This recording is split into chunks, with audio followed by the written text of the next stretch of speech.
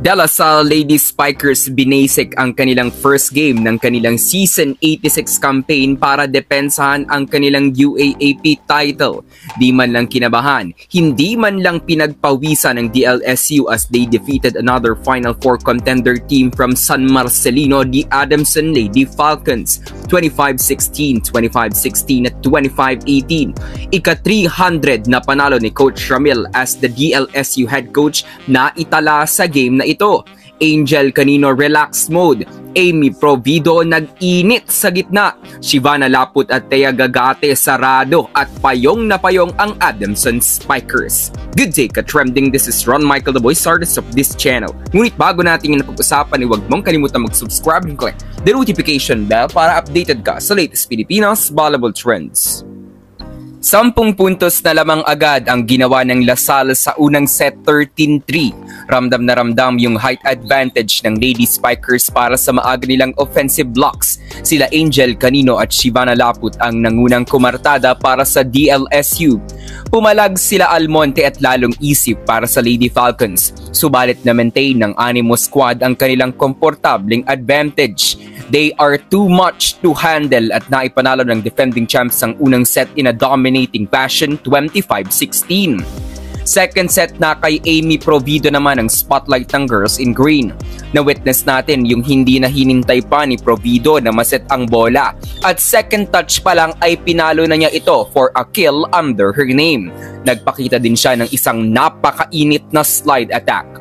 Kahit anong gawing advantage ng Lady Falcons ay nasasagot ng La Salle. Kaya naman katulad noong unang set ay same output ang result ng ikalawang frame, 25-16. Pagdating ng third set, pinilit na sumabay ng Adamson sa DLSU. Nakitaan sila ng sense of urgency. Subalit muling sinaraduhan ng La Salle ang Adamson Spikers para magawa nila ang kanilang biggest lead sa ikatlong frame, 16-10. Dahil sa luxury of a lead ng Lady Spikers ay nabigyan ni Coach Ramil ng court time ang kanyang mga rookies tulad nila Juliana Tolentino at Lilay Del Castillo. Pinilit na lumaban ng Adamson para hindi nila maulit yung nabaon sila sa first two sets. Pero hindi pa din sila nakadikit sa La Salle as DLSU starts their UAAP Season 86 campaign with a dominating win. Ito na ang ika-300 UAAP victory ni Coach Ramil De Jesus bilang head coach ng De La Salle. Itinanghal na player of the game si reigning Rookie of the Year MVP Angel Canino with 14 points from 11 attacks and 3 blocks at relax na relax sa kanyang pangunguna for DLSU ngayong wala na ang mga seniors ng koponan. Sa game na ito ay tila hindi man lang pinagpawisan ng DLSU. Yun bang tipong kahit anong technique ang gawin nila sa loob ay working on their favor at kahit na sino ang sitan ni Captain Julia Coronel ay nakakagawa ng opensa. Kung mapapansin nyo nga ay evident yung tila sobrang tangkad ng Lady Spikers lineup ngayon. Well, malalaki naman talaga ang DLSU. Signature na nila yan ever since. Pero iba yung height ng La Salle ngayon, kaya naman mas nag-improve pa ang kanilang blockings.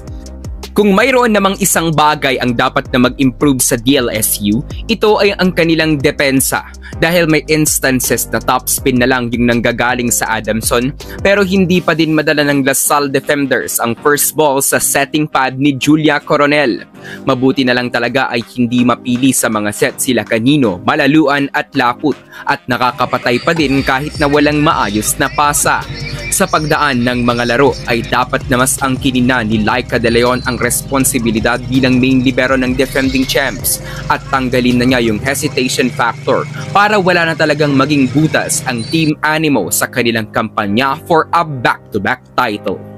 So that's it for today's video ka-trending. Do not forget to subscribe and click the notification bell para updated ka sa latest ganap ng women's volleyball sa Pinas. Thanks for watching. Bye for now!